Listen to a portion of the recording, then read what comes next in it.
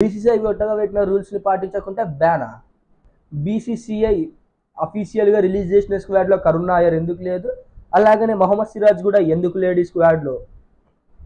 అందరికీ నమస్కారం. నేను మీ Nadimpalli Chinnikrishna Sharma. Welcome back to the Nadimpalli Chinnikrishna channel. ఈరోజు మనము India versus England ODI series India squad and CT25 India స్క్వాడ్ని అయితే చూద్దాం. ముందుగా ఇంగ్లాండ్ టూర్కి అండ్ CT25కి similar kind of only one change మాత్రమే చేసిన, అది కూడా ఎక్కడ చేంజ్ చేసినారు, ఏ ప్లేయర్తో రీప్లేస్ చేసినారు అనేది అయితే మనం మాట్లాడుకుందాం. ముందుగా ఈ రెండు సిరీస్లు అంటే ఇంగ్లాండ్ సిరీస్కి మరియు CT25కి స్క్వాడ్ని ఒకసారి చెక్ చేస్తే, బ్యాటింగ్లో రోహిత్ శర్మను కెప్టెన్గా, జైస్వాల్ని బ్యాకప్ ఓపెనర్గా, శుభ్మన్ గిల్ని వైస్ కెప్టెన్గా అపాయింట్ చేసినారు ఈ సిరీస్లో. విరాట్ కోహ్లీ, శ్రేయస్ అయ్యర్ వీళ్ళు 5 మంది బ్యాటర్ అండ్ వికెట్ కీపర్స్గా KL రాహుల్ మరియు రిషబ్ పంత్ని సెలెక్ట్ చేసినారు. ఆసియా ఆల్రౌండర్స్లో 4 ఆల్రౌండర్స్ ఉన్నారు. ఆ నలుగురిట్లో కూడా 3 స్పిన్ బౌలింగ్ వేసే ఆల్రౌండర్సే ఉన్నారు.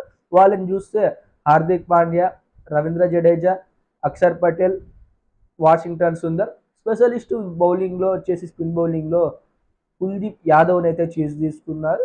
ఆ తర్వాత పేస్ బౌలింగ్ డిపార్ట్మెంట్లో మహమ్మద్ షమి, జస్ప్రీత్ బుమ్రా మరియు హర్షదీప్ సింగ్లను సెలెక్ట్ చేసినారు. ఏదైతే ఒక చేంజ్ ఇంగ్లాండ్ సిరీస్కి ఉందో, ఈ ఇంగ్లాండ్ సిరీస్లో జస్ప్రీత్ బుమ్రా ఫస్ట్ 2 మ్యాచెస్కి అయితే అవైలబుల్ ఉంటాడంటే, నెక్స్ట్ వచ్చే ఆ ఒక్క మ్యాచ్కి అయితే అవైలబుల్ ఉంటాడు. ఆ తర్వాత జరిగే ఛాంపియన్స్ ట్రోఫీకి అయితే ఫుల్గా అవైలబిలిటీలో ఉంటారు అన్నట్టు చెప్పకుండా మళ్ళీ మాకైతే జస్ప్రీత్ బుమ్రా గురించి పర్ఫెక్ట్ రిపోర్ట్స్ అయితే లేవని చెప్పినారు.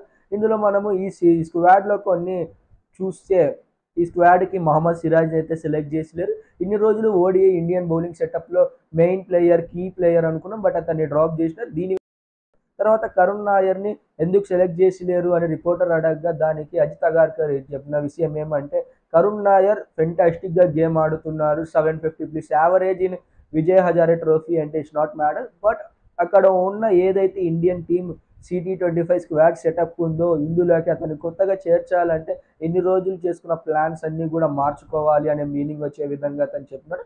దీంతో అతన్ని జస్ట్ అంటే వాళ్ళు ఒక పెట్టుకున్న స్కీమ్లో ఇతను లేదు అని అయితే అర్థమైంది.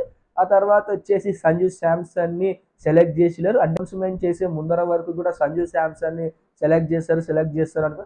బట్ సంజు శాంసన్ని సెలెక్ట్ చేయడానికి దాని వెనుకలో ఉన్న రీజన్ వచ్చేసి, సంజు శాంసన్ విజయ్ హజారే ట్రోఫీని స్కిప్ చేసినాడు. దీని మీద చాలా సీరియస్ యాక్షన్స్ తీసుకెళ్ళారు.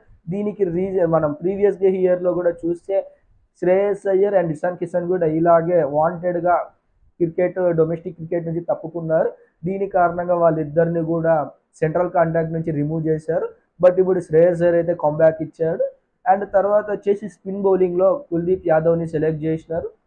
కుల్దీప్ యాదవ్ మీద కూడా డౌట్స్ ఉండే. కుల్దీప్ యాదవ్ జస్ప్రీత్ బుమ్రా కోసమే ఇన్ని రోజులు వాళ్ళు ఆపినారు స్క్వాడ్ అనౌన్స్మెంట్. అయితే జస్ప్రీత్ బుమ్రా మాత్రం తను ఫిట్గా ఉన్నాడు అని చెప్పకనే చెప్పినాడు. యాదవ్ అయితే ఫిట్గా ఉన్నాడు, పర్ఫెక్ట్ ఫిట్. అయితే కుల్దీప్ యాదవ్ ఆడుతాడా లేదా అని ఒక కన్ఫ్యూజన్లో వరుణ్ చక్రవర్తిని కూడా ప్రిపేర్ చేసి ఉంచారు. బట్ ఫైనల్గా కుల్దీప్ యాదవే స్క్వాడ్లో సెలెక్ట్ అయ్యాడు. ఆ తర్వాత వచ్చేసి మనం బ్యాటింగ్లో చూసుకుంటే, Rohit Sharma, Shubman Gill captain and vice మనకు వచ్చేసి బ్యాకప్ ఓపెనర్గా యశస్వి జైస్వాల్ని పెట్టారు. ఇదైతే బ్యూటిఫుల్. ఎందుకంటే ఇక్కడ యశస్వి జైస్వాల్ ఇంతవరకు డెబ్యూట్ చేసిలేడు. బట్ అతను డెబ్యూట్ చేయకుండా కూడా అతని మీద టీమ్ మేనేజ్మెంట్ నమ్మకం పెట్టింది. రోహిత్ శర్మ ఏం చెప్పాడు అంటే, యశస్వి జైస్వాల్ గురించి ప్రెజెంట్ ఫామ్ ఉందో మేము అది కన్సిడర్ చేస్తున్నాము, దీని రీజన్ వల్లనే మేము యశస్వి జైస్వాల్ని బ్యాకప్ ఓపెనర్గా సెలెక్ట్ చేసినామని చెప్పినారు. ఇంకా నా ప్రాబబుల్ ప్లేయింగ్ 11 వచ్చేస్తే, ఓపెనర్స్గా రోహిత్ శర్మ, శుభ్మన్ గిల్, 1 డౌన్లో విరాట్ కోహ్లీ, నెంబర్ 4లో శ్రేయస్ అయ్యర్, నెంబర్ 5లో మోస్ట్లీ ప్రాబబుల్లీ KL రాహుల్ని ఆడించవచ్చు. ఒకవేళ KL రాహుల్ ఇంజురీ అయితేనే, KL రాహుల్ అయితే ఒకవేళ ఆడకుంటే రిషబ్ పంత్ని తీసుకొని వస్తారు. నెంబర్ 6లో హార్దిక్ పాండ్యా యాస్టీస్గా తను ఎప్పటి నుంచో ఆడుతున్న పొజిషనే. నెంబర్ 7లో రవీంద్ర జడేజాని ఆడించే అవకాశాలు కనబడుతున్నాయి. నెంబర్ 8లో అక్షర్ పటేల్ లేదా వాషింగ్టన్ సుందర్, ఈ ఇద్దరిట్లో ఒకరినైతే సెలెక్ట్ చేస్తారు. ఒకవేళ ఆపోజిట్ టీంలో ఆడేటప్పుడు ఎక్కువ రైట్ హ్యాండర్స్ ఉంటే అప్పుడు రవీంద్ర జడేజా మరియు అక్షర్ పటేల్ని ఆడిస్తారు. అలా కాదనుకుంటే అక్షర్ పటేల్ లేదా వాషింగ్టన్ సుందర్లో ఒకరిని ఆడిస్తారు. ఆ తర్వాత వచ్చేసి కుల్దీప్ యాదవ్. ఆ తర్వాత బౌలింగ్లో వచ్చేసి ఒకవేళ బుమ్రా సరిగ్గా ఫిట్గా లేకపోకంటే అప్పుడు మనకు హర్షదీప్ సింగ్ ఆడుతాడు. అయితే హర్షదీప్ ఈ స్క్వాడ్ ఎలాగుంది, ఏ ప్లేయర్ మిస్ అయినాడు, ఏ ప్లేయర్ ఉండింటే బాగుంటుండనో మీరు కామెంట్ చేయండి. ఆ తర్వాత మనం విషయాల్లోకి వెళ్ళిపోతే డొమెస్టిక్ క్రికెట్లోకి ఇండియన్ స్టార్ ప్లేయర్స్ ఆడబోతున్నారు. ఇందులో ఈరోజు మధ్యాహ్నం పెట్టినటువంటి ప్రెస్ కాన్ఫరెన్స్లోనే రోహిత్ శర్మ మాట్లాడుతూ రంజీ టీం తరఫున phase 2 జరిగే మ్యాచెస్లో నేను అవైలబుల్గా ఉంటానని తనంతకు తనే చెప్పాడు. అండ్ తను రంజీ మ్యాచ్ కూడా ఆడబోతున్నాడు. తర్వాత వచ్చేసి రిషబ్ పంత్ ఢిల్లీ తరఫున, శుభ్మన్ గిల్ పంజాబ్ తరఫున, నితీష్ కుమార్ రెడ్డి ఆంధ్ర టీం తరఫున, తర్వాత వచ్చేసి రవీంద్ర జడేజా సౌరాష్ట్ర తరఫున ఆడబోతున్నారు. ఇదైతే డొమెస్టిక్ క్రికెట్లో వ్యూవర్షిప్ని పెంచి తర్వాత డొమెస్టిక్ క్రికెట్ యొక్క వాల్యూస్ పెరగడానికి చాలా ఇంపార్టెంట్ అవుతుంది.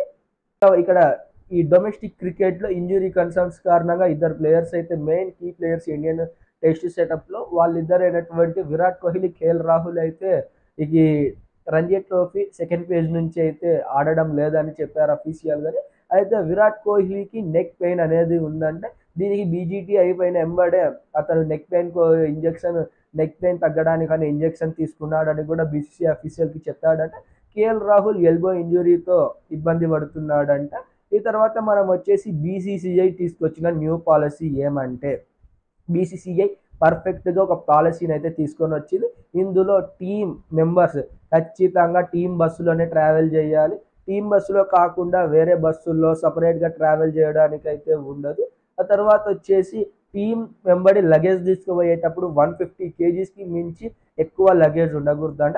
ఒకవేళ 150 kgsకి మించి ఎక్కువ లగేజ్ ఉందంటే అప్పుడు వాళ్ళు ఎక్స్ట్రా అమౌంట్ ఆ ప్లేయర్సే బిల్ పే చేయాలంట. ఆ తర్వాత వచ్చేసి టీంతో పాటు ఫ్యామిలీ మెంబర్స్ అయితే 45 days ట్రిప్ అయితే ఓన్లీ 14 days అండ్ 45 days నుంచి 30 days లోపల ఉండే ట్రిప్స్కి అయితే 7 days మాత్రమే ఫ్యామిలీస్ని ప్లేయర్ వెంబడి అలో చేస్తారంట. ఇదైతే ఒక రకంగా ప్లేయర్స్ని అయితే స్ట్రెస్కి గురి చేస్తున్నట్టు అనిపిస్తుంది. ఎందుకంటే ఫ్యామిలీస్ ఉంటే వాళ్ళతోనే టైం స్పెండ్ చేసి కొంచెం రిలాక్స్ అవ్వచ్చు. ఒకవేళ ప్లేయర్ సరిగ్గా ఆడకుంటే లోన్లీనెస్తో ఇబ్బంది పడతాడని నేను అనుకుంటున్నాను. ఇదైతే పర్ఫెక్ట్గా నా ఒపీనియన్. ఆ తర్వాత వచ్చేసి డొమెస్టిక్ క్రికెట్ ఆడకుంటే ఇండియన్ టీంకి సెలెక్ట్ చేసే ఛాన్స్ లేవంట. తర్వాత వచ్చేసి ఈ రూల్స్ ఏవైతే ఉన్నాయో ఈ రూల్స్ని స్కిప్ చేసిన, ఈ రూల్స్లో ఏం చేసినా అదే ఒక్క రూల్ని పాటించకపోయినా కూడా వీళ్ళని ఐపీఎల్ నుంచి బ్యాన్ చేస్తారంట. ఇదైతే ఒక సెన్సేషనల్ పాలసీ అనే చెప్పాలి. ఒకవేళ ఇండియా ఈ CT25 ట్రోఫీ గెలిచిందంటే మొత్తం కూడా ఈ పాలసీ అయితే సైడ్ అయిపోతుంది. ఎందుకంటే టీమ్ న్యూజిలాండ్ సిరీస్లో కానీ తర్వాత వచ్చేసి బీజీటీలో కానీ ఇండియా పర్ఫార్మెన్స్ దారుణంగా ఉంది. కొంతమంది ప్లేయర్లు బాగా ఆడారు, బట్ ఆ కొంతమంది ప్లేయర్లు ఎవరు గెలిపించలేకపోయినారు. అంటే మిగతా ప్లేయర్లు బాగా ఆడాలి. మనం చూసుకుంటే బీజీటీలో బుమ్రా, నితీష్ కుమార్ రెడ్డి, యశస్వి జైస్వాల్, రిషబ్ పంత్ చివరిలో మెరిశాడు. వీళ్ళకు మించి ఎవరు కూడా పెద్దగా ఆడలేదు నాకు తెలిసినంత వరకు. ఈ తర్వాత నెక్స్ట్ జరిగే CT25లో రివ్యూలు కూడా చేస్తారు. నెక్స్ట్ మీకు ఏ వీడియో కావాలో లైక్ చేశారని అనుకుంటున్నాను. నెక్స్ట్ ఈ వీడియో తర్వాత మనకు రేపు ఉదయము రేపు మార్నింగ్ లేదంటే రేపు సాయంత్రం లోపల కుంభమేళాకి సంబంధించిన వీడియో అయితే రిలీజ్ చేస్తాను. ఈ వీడియో నచ్చితే లైక్ చేసి, కామెంట్ చేసి, షేర్ చేసి, సబ్స్క్రైబ్ చేస్తారని కోరుకుంటూ ఇట్లు మీ నడిపల్లి చిన్ని కృష్ణ శర్మ సైనింగ్ ఆఫ్. జై హింద్.